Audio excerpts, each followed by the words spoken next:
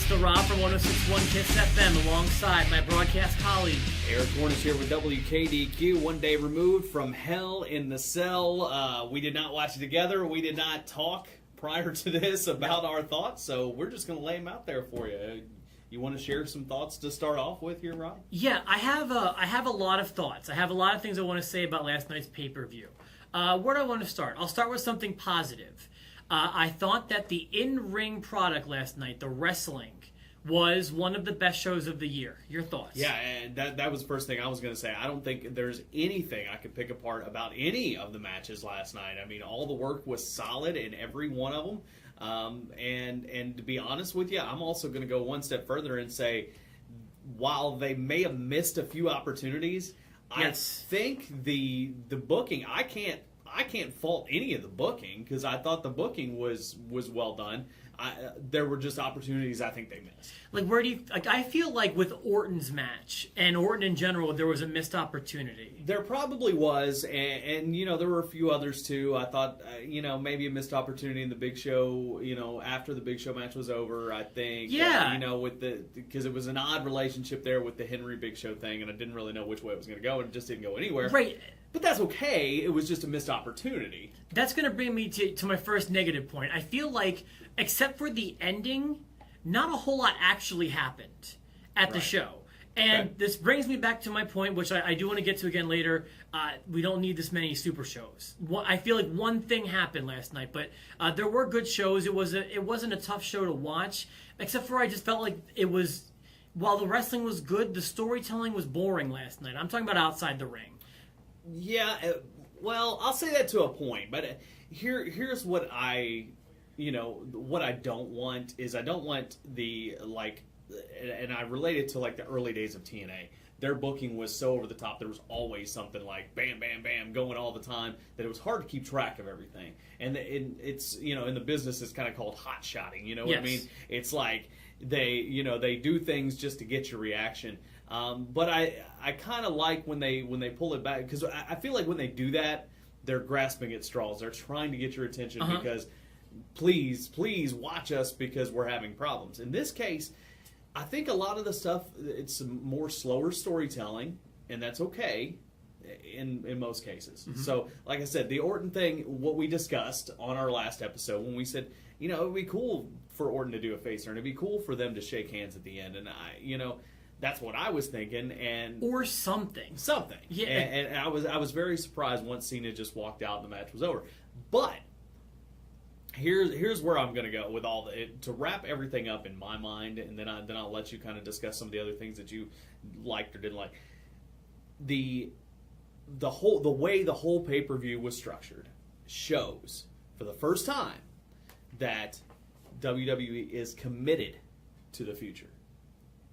Okay. Now, plenty other times they've given people the chance. You've had Daniel Bryan, but then they didn't pull the trigger at WrestleMania 100% on Daniel Bryan because he was still in a triple threat match with the two established. Oh, I see what you're stars. saying. Okay. It wasn't their original plan. At least it doesn't seem like it was their original plan. They've gone with CM Punk, for over a year with the title. But at those times, he still wasn't in the main event. Cena was in the main event. Sure. They've tried guys like Sheamus and Swagger, and they've tried guys like Ryback and everything else. Last night showed me the way that everything shaped out. First of all, how often did they say that Orton and Cena? They've made it clear that this was it for Cena and Orton, and that they have been stars, and this was it for them.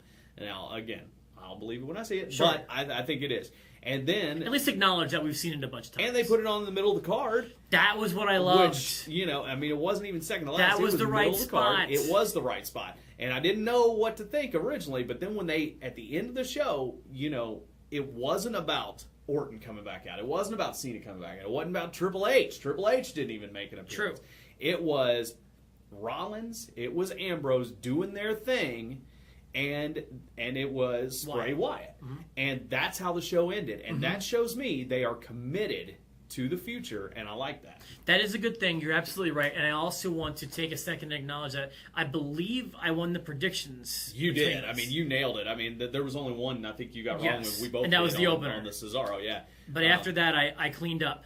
I want the glaring thing that I want to talk about most is my least favorite part of the night. The part that I hated most was probably the part that people loved the most. I hated that double table bump from Ambrose and Rollins, and I'll tell you why. Eric, to me, it felt totally forced. It felt so predictable. We both knew what was going to happen. Not only that, like I felt like for like 3 minutes leading up to this, like, oh, okay, I know what's going to happen. Right. And then they put it over as if it was like as big as Foley's bump in '98 at the Hell in the Cell, and I just didn't like it. It didn't seem devastating to me. It didn't seem that historic to me, and they're trying to make it like it was Foley again, and it rubbed me the wrong way. I didn't like that one spot. Now I will say, after that, the match was awesome. Yeah. Once the match actually started, I don't know if they're going a stretcher match kind of road or if it has purpose, but I didn't like the one bump that had the crowd going crazy, in my opinion. I get where you're coming from there. I do understand that.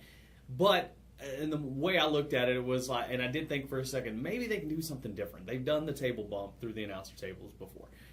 First of all, this Hell in the Cell is way bigger than the one Foley came off I understand. So nobody's coming off the top of that thing. And I didn't need that. And to be safe, nobody's ever going to do what Foley did again because that's just dumb.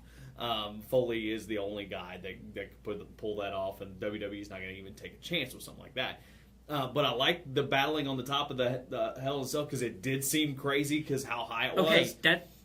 And then, Shawn Michaels took the bump through the table in the first one. Foley took the crazy bump in the second one. Okay, but you've never bumped two tables at one time. It was different in a way. But yes, I don't know.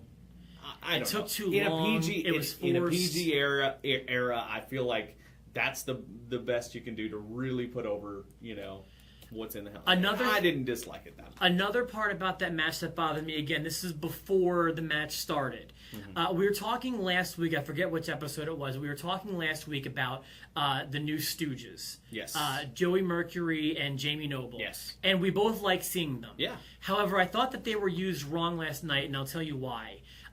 While Patterson and Briscoe were like out of shape, former tough guys, these guys still feel like I feel like they could beat up Dean Ambrose. So when they're both up at the top of the cage with Seth Rollins, it was unbelievable to me. If that makes any sense, they're in too good of shape to be a Patterson and Briscoe like stooge. Your thoughts? Sure. Well, but they're also a couple of guys who were never top stars, and they were kind of used as punching bags from time to time. Jamie Noble was always kind of used that way, especially if he was wrestling somebody else who was in the heavyweight division. And Mercury off and on. He had some tag team success, but even when he came back with CM Punk, he was that guy that was kind of the punching bag. So I'm totally cool with that because, you've got guys that can really work and take bumps, you know what I mean? But they're not necessarily credible wrestlers like Patterson and Briscoe, or even though they were over the hill and they were, a little out of shape, people knew that they were legitimate tough guys. At least these guys can still work and take the bumps that they need to take. Well, I will leave you with this thought about the way I feel about this. To me, seeing Austin beat up both Briscoe and Patterson was believable. Okay. To me, seeing Dean Ambrose beat up Mercury, Noble, and Rollins, to me was a bit too much. Okay. In my opinion, they're in too good a shape. That's just my opinion. Okay. So then there's that. Everything after the restart or the start of the official start of the match, to me, gold. I love the storytelling at the end. I don't know if I did think they cheated a little bit by going to a black screen instead of just the lights being dark. Do you know what I mean by that? Sure. But now everyone has their cell phones; they'd see what was going on, I guess. So there was that. Was I seeing things, or were they projecting an image onto the smoke? They were. Yeah, there was kind of hologram. That was cool. Neat. And was it Bray Wyatt? I think. I don't really know, and I couldn't tell what he was saying, but it was interesting. And again, to bring things back to where I started before, my other negative thing about, I don't want to say the show, but just the product in general right now is, I'm feeling saturated. I had a 3-hour pay-per-view last night I had to watch. I've got a 3-hour Raw tonight I've got to watch. I don't even watch SmackDown and Main Event, but that's 3 hours right there. I've got 12 pay-per-views a year I got to watch. I just feel like there's a lot right now.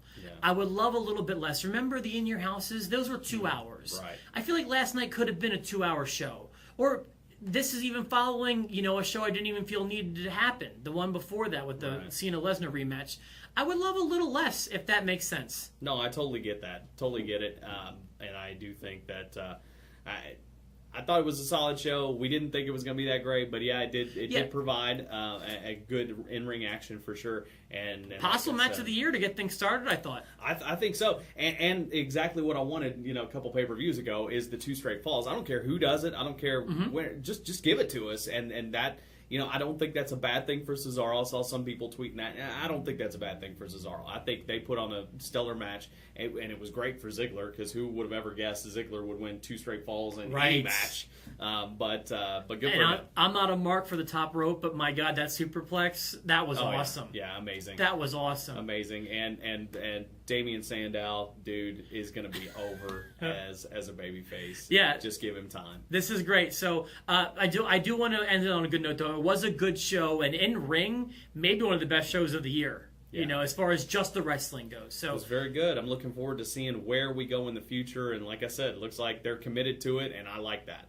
We want to know your thoughts. You can email us if you want to. The email addresses are in the write-up. You can also subscribe to our videos by clicking the subscribe button there on YouTube. And please join us again later on this week, the Enhancement Challenge.